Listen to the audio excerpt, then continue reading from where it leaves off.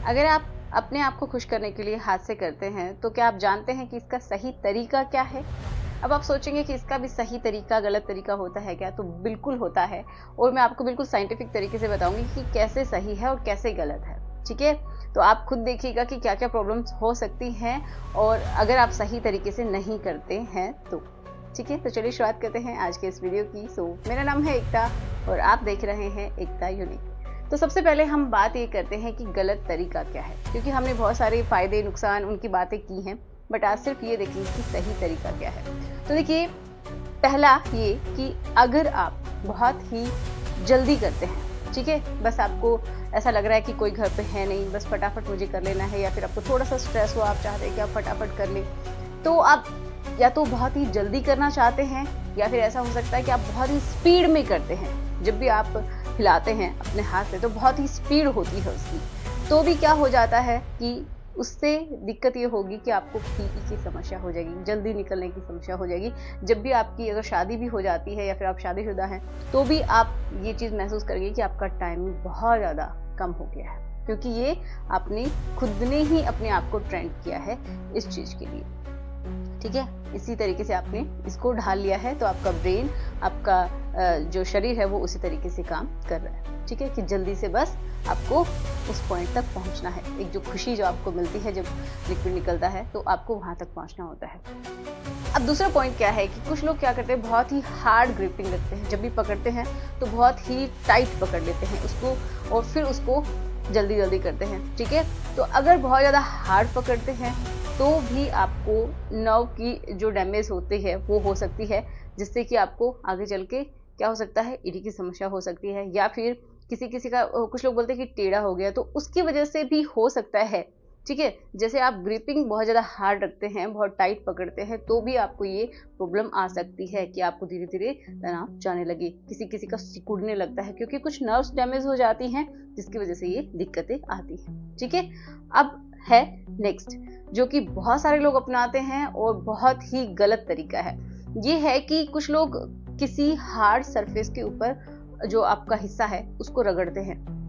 जब भी वो रगड़ते हैं तो हो सकता है कि आगे से जो हेड वाला हिस्सा है आपके पैर हिस्से का, तो वो रेड हो जाए। अगर रेड हो रहा है तो ये समझिए आप बहुत गलत कर रहे हैं, या फिर आपको बाद में थोड़ी तकलीफ हो करने के बाद। उस समय तो अच्छा लगता है जितना आप हार्ड रब करते हैं, तो लेकिन बाद में आपको प्रॉब्लम्स होती हैं, क्योंकि वहाँ की सेंसिटिविटी बढ़ जाती है। वहाँ पे हो सकता है इंजरी हो जाए, कोई भी छोटा मोटा घाव हो जाए, जिसकी वजह से इन्फेक्शन हो सकता है, और किसी किसी की इसी वजह से चमड़ी जो होती है वो भी वहाँ पे अटक जाती है बाद में। ठीक है, तो इन्फेक्शन अंदर पनप जाता है, जिसकी वजह से ऐसा होता है। ठीक है, ये भी कारण हो सकता है।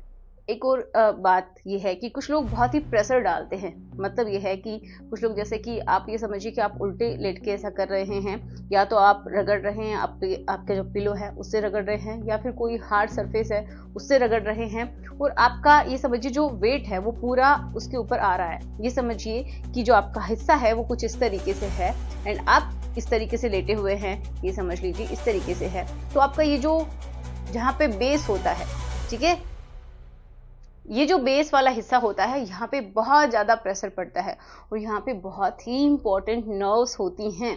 ठीक है, अगर वो डैमेज हो गई, अगर वो चिपक गई आपस में, तो आपका प्रॉपर तरीके से ब्लड फ्लो नहीं हो पाएगा। धीरे धीरे आपको तनाव जाने लगेगा, और जो बोलते हैं ना सिकुड़ गया, तो उसका कारण भी यही होता है। तो इस तरीके से आपको नहीं करना है। ठीक है, इससे आपका टाइमिंग भी कम होगा, धीरे धीरे आपका तनाव जाने की समस्या हो जाती है। और एक और बहुत इंपॉर्टेंट बात, कुछ लोग बोलते हैं कि वो बहुत देर तक करते रहते हैं, क्योंकि प्रॉब्लम है कि उनका निकलता ही नहीं है। क्यों?